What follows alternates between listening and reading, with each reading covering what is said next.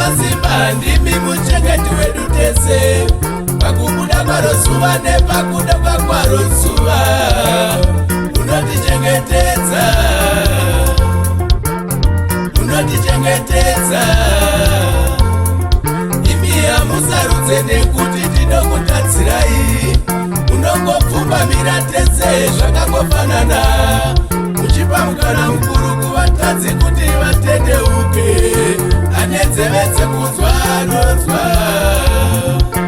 ane nzeve dzekunzwa anonzwa kana pakufamba nzendo tingafambe here musipo ndimi ziso redu imi dzamatenga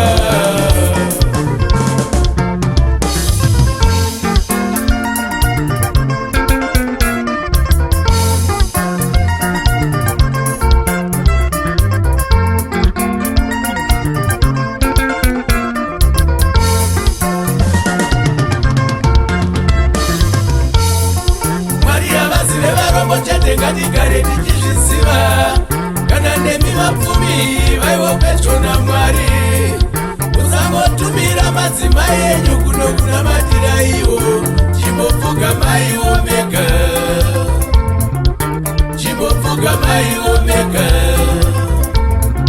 musafungesa mazimba chete kana mave nedambudziko kana zvichikufambira imona senge hazviperi zvapiwa naMwari zvichatorwa naMwari chimbopfugamaiwo mega kuna ivo Mwari Baba chimbopfugamaiwo mega ivo Ishe havapere chimbopfugamaiwo mega vachagara varipo chimbopfugamaiwo mega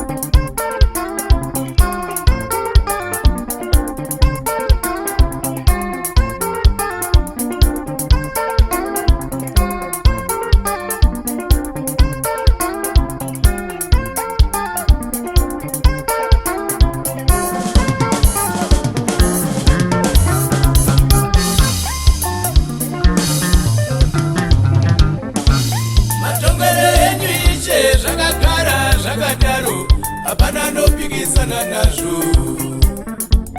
Matongero enyu ishe zvakagara zvakadaro, hapana anopikisana nazvo. Tingarwadziwe nepamwe tigoshunguridzika, asi hapana anopikisana nazvo. Tingarwadziwe nepamwe tigoshungurudzika, asi hapana anopikisana nazvo. Ndianangade kurwarirwa kana kufirwa, asi kana Mwari vatonga vatonga. Ndianangade kurwarirwa kana kufirwa, asi kana Mwari vatonga vatonga. Ndianangade tsaona kana kupinda mutsaona, asi kana Mwari vatonga vatonga. Ndianangade tsaona kana kupinda mutsaona, asi kana Mwari vatonga vatonga. Masimba aMwari ananopikisa, masimba aMwari ndedenga. Masimba aMwari ananopikisa, masimba aMwari ndedenga.